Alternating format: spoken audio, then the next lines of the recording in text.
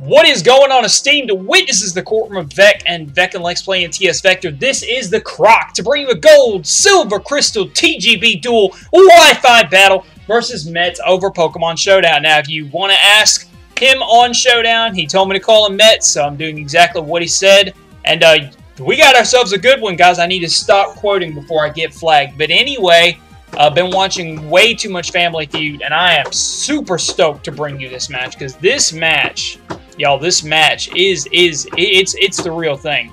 So let's jump directly into it right now, shall we? All right, so I'm going to be leading with my Jump Left, Jump On It. By the way, this team is a public team other than Foot Locker, which you have not seen in this team.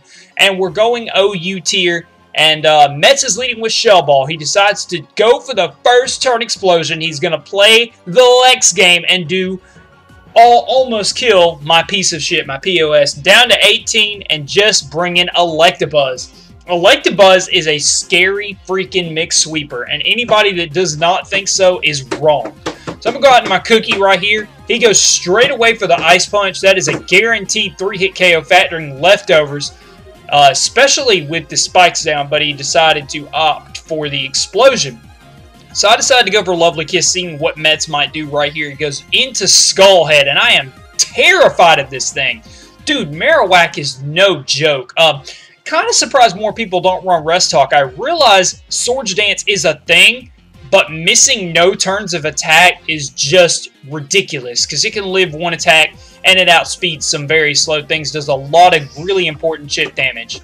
But that's okay. POS going to get the Surf, going to do a bunch of damage, bring it down to the yellow right here, and now it's going to go into Jump, or I'm going to go into Jump On It, because Jump On It is just so good. I also changed it a little bit. It actually has Hidden Power Grass. The public version of this team does not have Hidden Power Grass. It's an all-out support mod. So I've got an early lead on Mets at this point.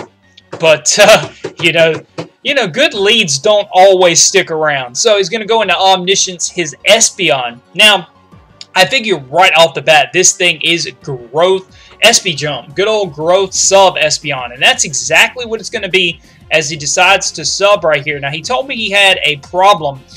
There's a couple people that when they play, they forget to heal when they Pika Sab. There are certain moves that have a default 0 PP in the game. I guess it's a coding error. And, of course, the Espe Jump is that way. And I can tell that because he's continually going for sub. So he's not going to be able to go for his Growth Pass. So that is very, very, very important. Now, of course, Hidden Power Grass doesn't break. And he has to continue to go for sub because of Encore. So I forgot that as well. But sub is going to fade. So I want to make sure he stays on sub so he can't set up any kind of shenanigans with Growth. And he just continues to sub right there, and I get the Leech Seed. So that's very cool because that's going to force him out because he's not going to want to take that damage every single turn. As I'm going to think about going into Gale or Roro, Fight the Power. I don't know why I called it Fuck the Police, but Fight the Power. And yeah, I decided to Encore him in case the Encore breaks. I actually missed that particular turn. I had a little bit of emulator issues playing this time. I don't usually, but sometimes I have a little bit of lag here and there. This is the second series of a game versus Mets that I had. The last time he had a different name, but I don't think I have that battle recorded. So he's going to go out into Shady Figure, which is an awesome name. And I'm really afraid of this thing because, yes, I outspeeded and could stun spore it, but there's a couple of situations here. Number one, it could have a Miracle Berry. I know they don't really run that, but they do. They could run it. I mean, it is a thing. And he goes for the Hypnosis. So he is Hypnosis Thunderbolt, Ice Punch. Well, actually, he's probably Hypnosis, Ice Punch, Thunderbolt, either Explosion or Destiny Bond or something in that nature. But I'm about to be very, very surprised by this moveset as he decides to go straight for the Fire Punch. And that leads me to wonder if he's even... I mean, he's probably still carrying the Thunderbolt because the Thunderbolt still goes alongside the Fire Punch to hit, like, Steelix and, like, whatnot. Make it come in and do Fire Punch damage. But he has the Giga Drain as well, so that alerts me to that. So now he has the Hypnosis Thunderbolt, or Hypnosis Fire Punch and Giga Drain. I don't know if he's carrying Thunderbolt. But because Gen 2's old little mechanics is like that and doesn't have Sleep Claws, He attempts to put Gale to sleep, but Gale ain't playing any of that crap because he's got a Miracle Berry, and I score the crit with the Ice Punch. So that works out pretty good. So I decided to go for the Thunder once again. If he wants to switch out, fine. If he wants to go for another Sleep, that's fine. If he wants to put 2 things to sleep, I'm totally okay with that as well, because, I mean, he can't put my whole team to sleep. Eventually, I'm going to wake up and, like, smack this thing really hard, because Leftovers Recovery is the only recovery that Gengar gets. And, yeah, so I am going to go, as he goes into his Fiery Hipster, which is an awesome name. I'm going to go into Footlocker, and I'm actually a little bit more afraid of this thing. Now, I'm not going to reveal my Charizard. Now that I see this Typhlosion, I know I'm going to need Charizard around. I just don't know if this thing is a Rest Talker, Mixed Attacker, Miracle Berry, 3 attacks Rest Miracle Berry, 3 attacks Rest Mint Berry. It could be 4 or 5 different sets as he goes into Omniscience and a double into Cookie. Now, Cookie can't really take a Psychic either, but I can still do a bunch of damage with Earthquake. I think I could easily 2-hit KO from that position. So what I'm going to go do here is go into Slowbro. And since this Omniscience is paralyzed, I'm going to take this opportunity, my possible opportunity, as an oversight to go for a Rest, as he does very minimal damage with Stab Psychic, or just forces him out either way. So that'll work out either way. Like I said, there was a couple of Immolator issues that I had during this match, and this is one of them right here, but we are back. So, as you see, POS going to take that Psychic down to 2 HP, ladies and gentlemen. And that is going to enable me to go for the Rest right here, making his Espeon either double out or try to go for an attack. But since he's paralyzed, he cannot take me out with the Psychic. So 2 situations here. Number 1, wearing the Psychic PP down, which is fantastic, being its only offensive move with sub that it can use with the PowerPoint oversight. And also, my Slowbro being at full HP also makes dealing with Typhlosion quite a bit easier. He gets the special drop, and I still take it rather nicely. So yeah, I really want to wake up because I don't want to be asleep trying to deal with Typhlosion, because that'll make life very difficult. Plus, I don't want to be asleep in clutch trying to deal with this as well, because that'll make life even more difficult. So now I'm going to go to Cookie. Again, he goes for the Thunderbolt this first time. I'm predicting him to go for the Ice Punch this second time. And he just decides to withdraw, and I'm like, awesome.